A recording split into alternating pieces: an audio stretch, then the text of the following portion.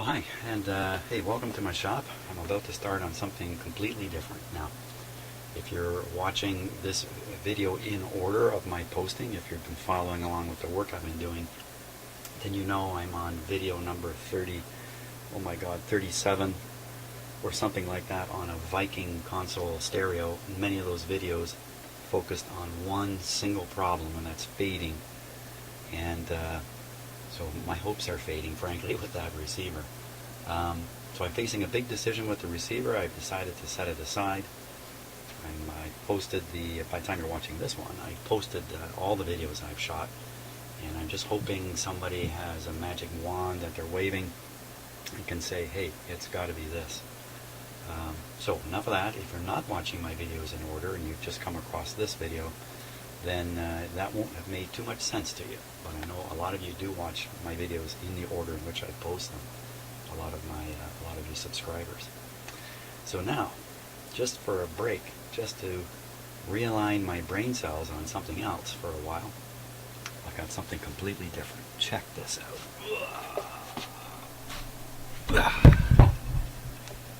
How about that? So this is obviously a studio quality or production quality mixer. This is probably meant for use with a band on the road type thing. And just in short, I'll give you a really short description.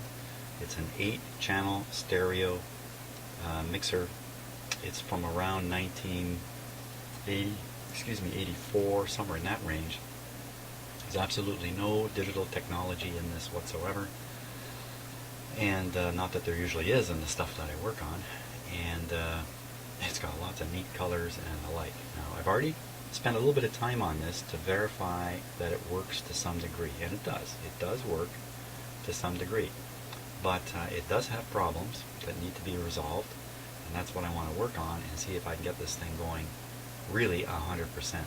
So I tell you what the problems are. First, it is pretty dirty. This has obviously been sitting in the back of somebody's garage or something like that for, a decade or two, maybe. So I've cleaned it up. I haven't put a lot of effort into cleaning it, but I've cleaned it up a fair bit.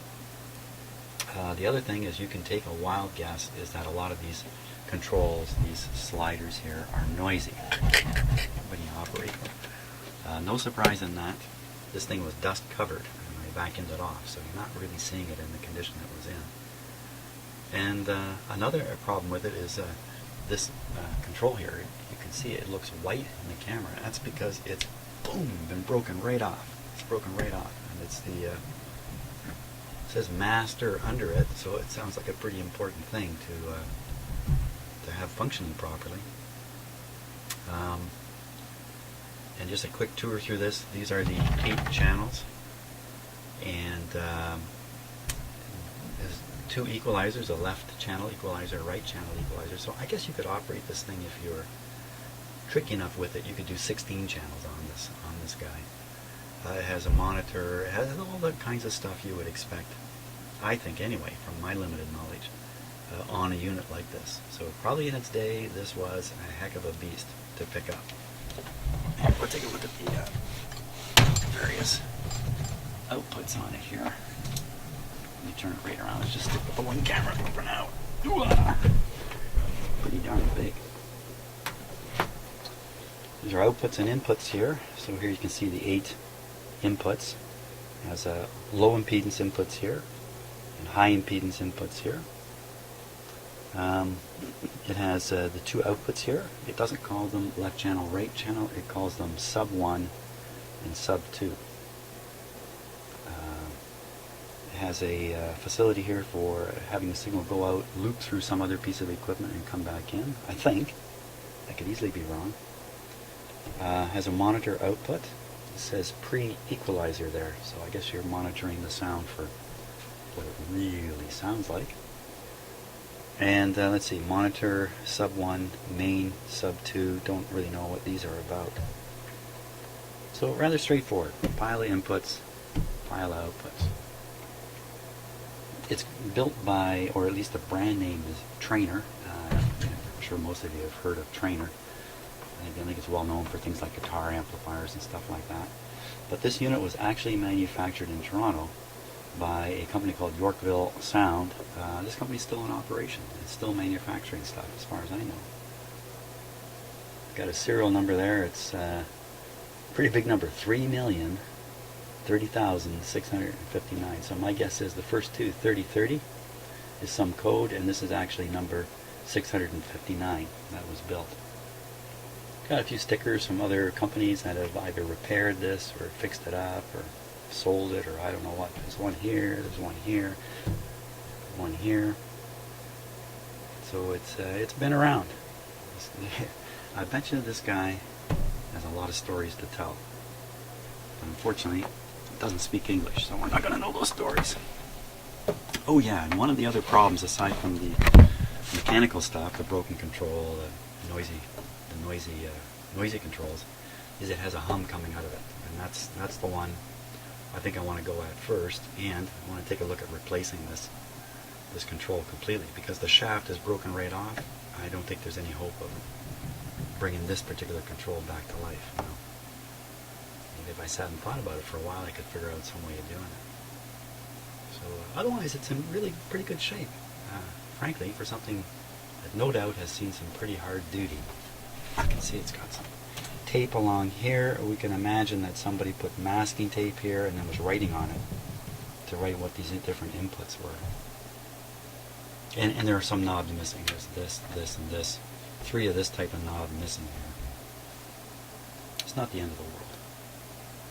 So one of the reasons I'm interested in getting this guy going is I know somebody who would like to have it, I'm pretty sure. Sort of an experimental recording studio artist, hobbyist guy without a lot of cash. So this thing, if I can get it going, is going to go for almost no money, and it'd be some fun to somebody else. In terms of testing it, I think maybe we'll do some testing right away. I want to verify what I did before. What I did before I didn't do on camera. I just did a quick thing in the shop here. It was extremely awkward. This is a great big machine. I hadn't clued into the fact that I could put it on its side, so I was trying to lay it flat, and it's tough in here. But I do have some ideas about how I can test this and do it in the video environment, so you are well aware of the test results along with me as I'm doing it. So let me set that up, and we'll see what happens with the Traynor 8201 mixer. The 8-channel, I guess it's probably 8-channel version 201 mixer is probably what that really means. Okay, so I think I found the patch cords I need. I've got a stereo to 2 mono patch cord, I guess I can call this. Okay, because these plugs on the back, I'm pretty sure they're stereo, or sub 1, sub 2, to use the language that's on the machine. And I've got another patch cord here I'm going to use. Okay, it's got these kinds of plugs on it. And what I'm going to do is I'm going to use the video microphones that you're listening to me through right now. So I got one channel, and I got another channel. Okay, hopefully that didn't blow your ears off too much, but just to prove to you, this is a stereo setup here. And I'm going to take one of those microphones and I'm going to use it as the input into here, and the output from here is going to go right back to where the microphone's going right now. Very simple arrangement, and then I should be able to move the plug through all the channels and check everything out, and give this thing a really thorough going over, try to find out if there's something else wrong with it beyond the hum and the crackle before I start digging into it. So I haven't done this, don't know how this is going to work out.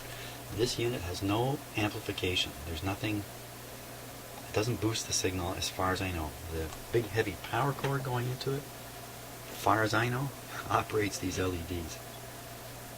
I'm not really sure. I've never looked inside. I haven't got the schematic, haven't even tried looking for it yet.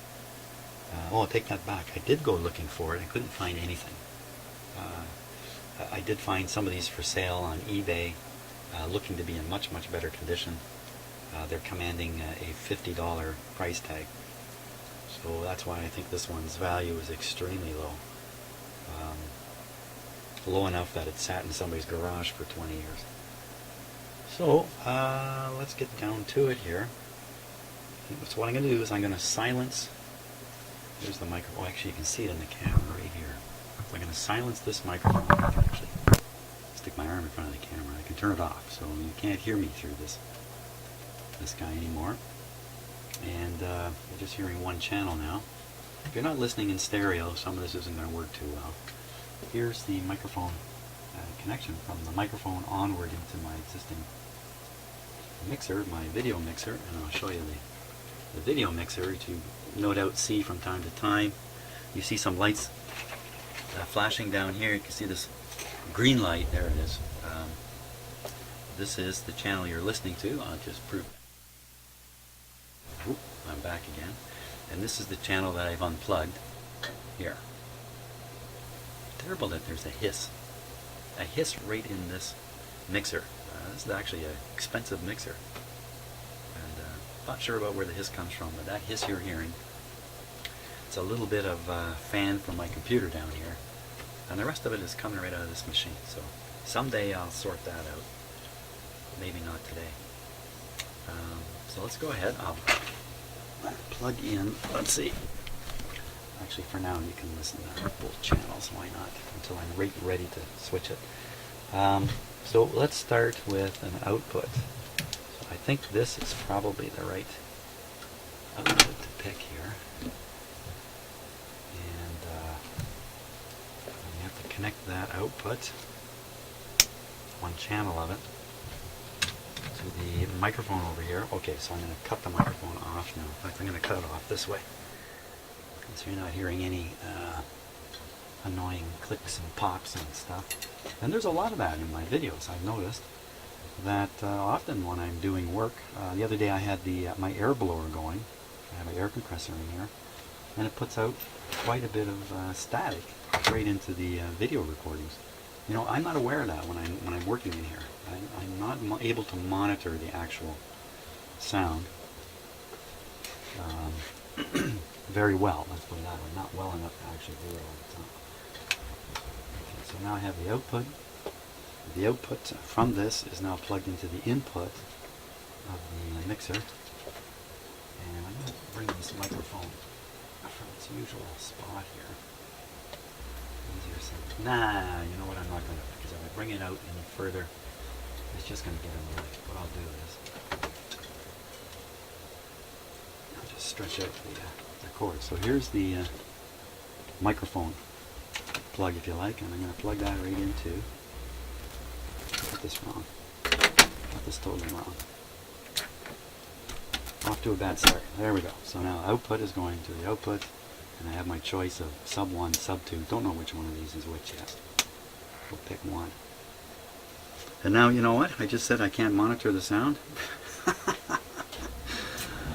Ah, Jimmy, you didn't think this through. Okay, so I can monitor the sound in two ways here in my shop. One way is with these wireless headphones, the batteries for which may be just about dead. These are beautiful, beautiful sounding headphones. And I have a wireless setup, so it's coming straight out of my shop mixer, video mixer, what do you want to call it. There's no delay in here. And another way I can monitor, which is much easier to do, these little headphones, which are plugged into my computer. The problem being there's about a quarter-second delay on the sound as the computer processes the sound. And if any of you have never done this, where you put a delayed sound like this, like I'm talking about, put the headphones on and then try to talk and hear your voice delayed, it's really tough. The brain just cannot operate well in that environment. And then, you know, considering mine doesn't operate so well anyway. Oh, I guess I better plug this guy in. And there's bound to be a hum. I'm going to plug this right into the regular outlet in my shop. I'm not going to put it through the isolation transformer, all that kind of stuff. soon as I tear down everything on my wall here. Not too afraid that there's some kind of a electrical problem with it. My guess is this thing is really quite well built inside. Really simple and rugged inside. That's what I think.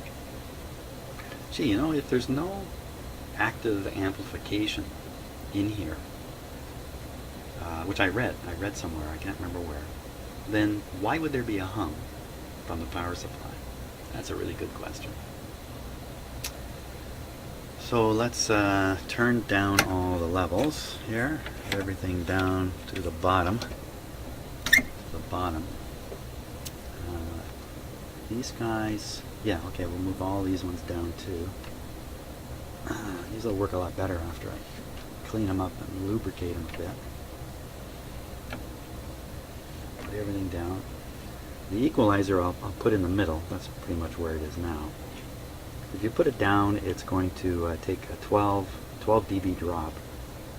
It's not that much actually, but that's enough to just make it more tough to get a signal out. This control is, I don't know the effect of the broken control. I'm not sure the effect of it yet.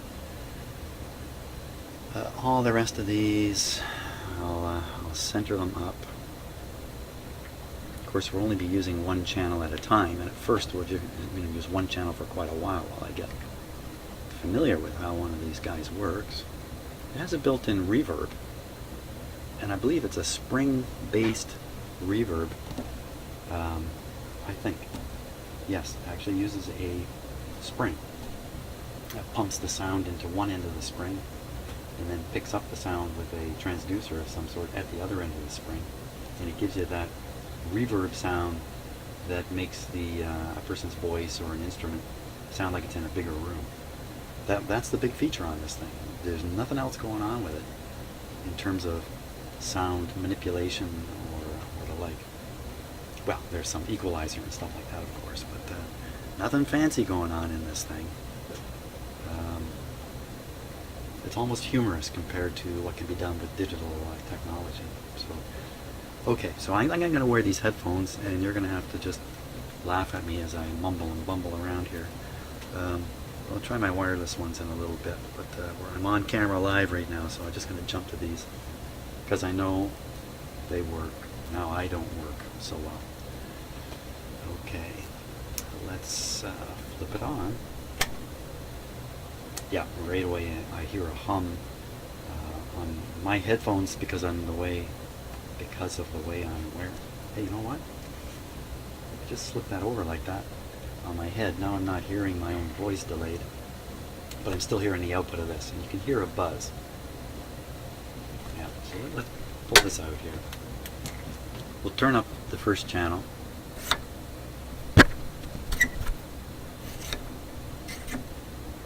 Not much happening, eh? Okay. It says mic gain here, so we'll turn this way up. That's up full now. We'll try that again.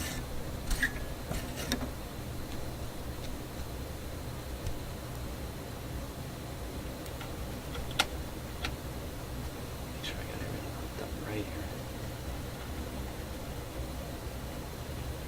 It's not much of a buzz, really, is it? Okay, turn that down. Oh, I had discovered before that these are important controls to have turned up. So I'll turn up sub 1. This is like a sub 1 master or left channel master or right or whatever it is. Yeah, there's the hum there. If you're wearing headphones, you're experiencing this exactly like I am. Okay, turn this up. Turn this up.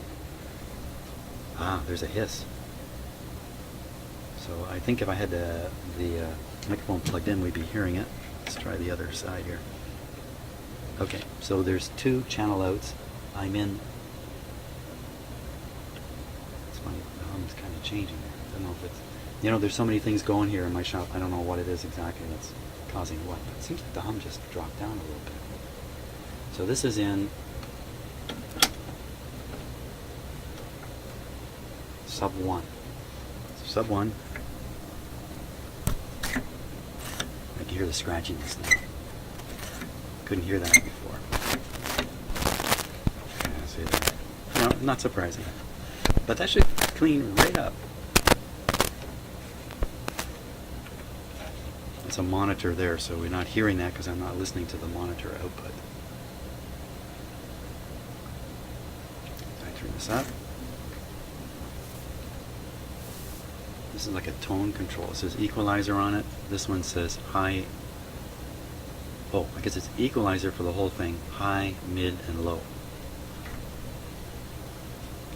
Yeah, I'm not going to really notice that.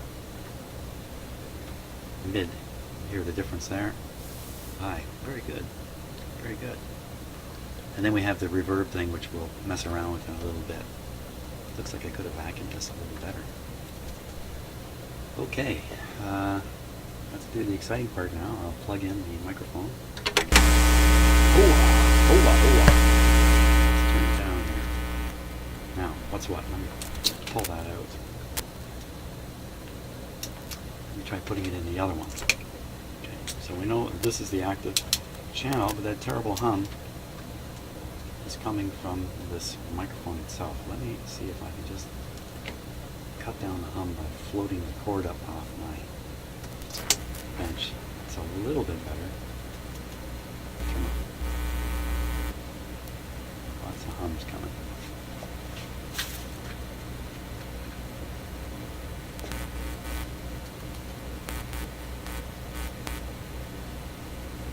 Interesting. I can touch this.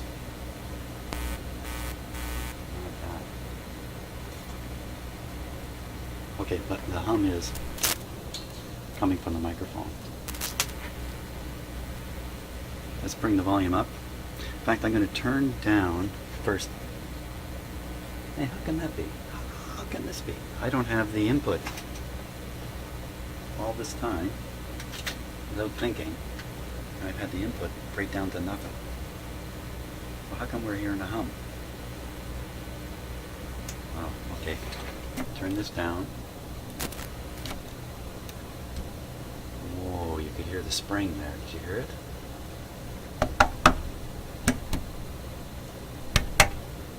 That's the reverb springs vibrating in there. Let me turn this up.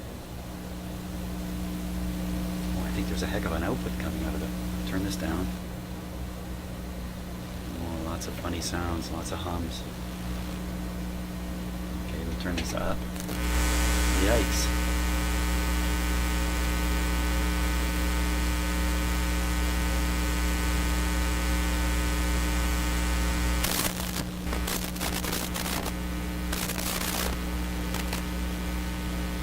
I think we should be hearing it. So I'm going to turn down the microphone you're listening to me with. And you can't hear me. Okay. It's not going well. What have I done wrong here?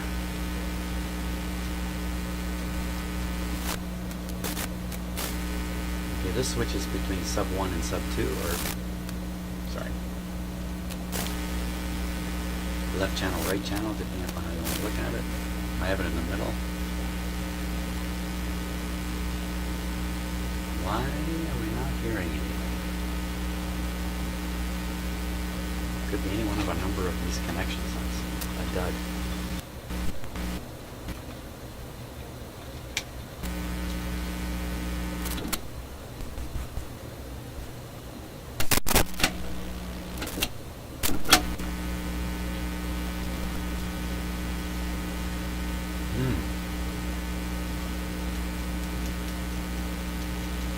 Nothing.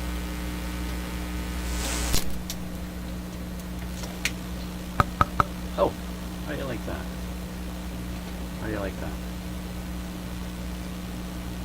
Okay, so we have the microphone working now. So I'm going to switch it entirely to this other microphone.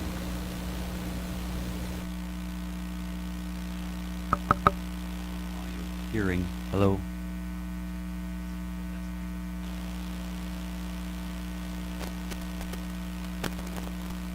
Testing. 1, 2. Ooh. Ooh. Ooh. Ooh. Ooh.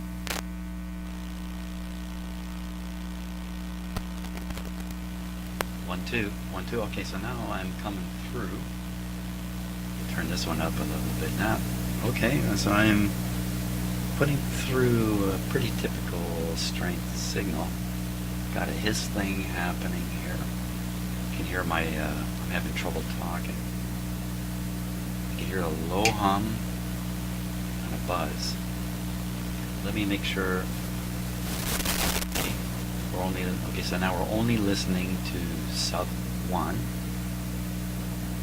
This is what sub 2 sounds like if I increase it. Nothing. Don't hear a thing. Sub 1. Okay, it took a little while, but got something happening here. Let me turn. Oh, I think this thing is boosting the signal. So I'm going to turn down my own shop equalizer. Turn up this guy basically full on all settings. Sorry about that.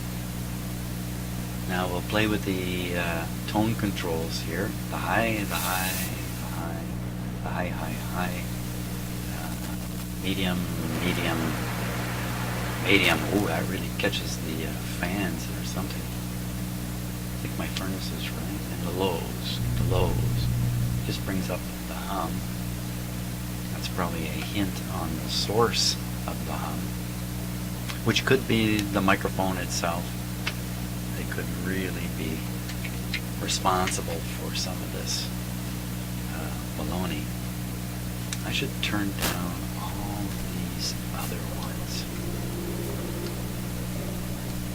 You can hear the spring rattling in there. The reverb spring. There must be 12 of them, I think. If you're going to have sub 1, sub 2, and 8 channels. Let's try the math again. 16. Must be 16 springs inside here. Okay, let's check this out. These controls. This says monitor, so I think that puts the reverb into the monitor. We're not listening to that.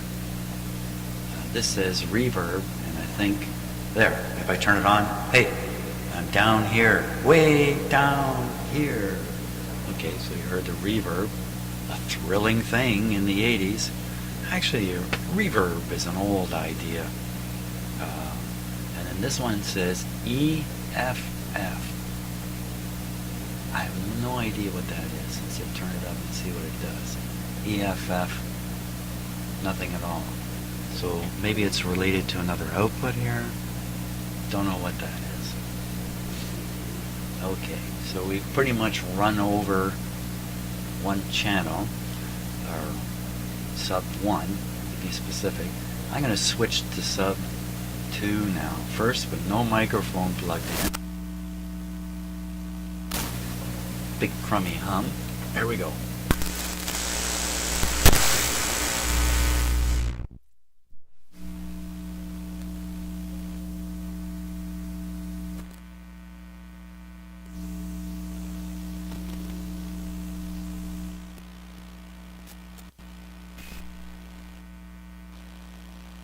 Turn on my other mic. Whoa. Oh yeah, okay. Here we go. I'm on my good mic here. When I switch this over. Good thing, good mic. Oh, this is putting out a whopping output because I have my shop equalizer turned right down on that channel yet. I guess right down doesn't mean completely down. Yeah. Okay, let's try that again. Everybody, man your volume controls. Down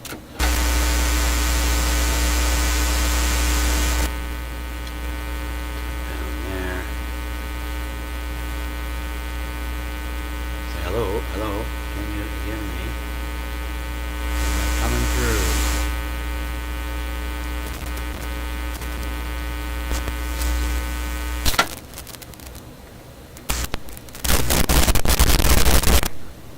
Bad connector.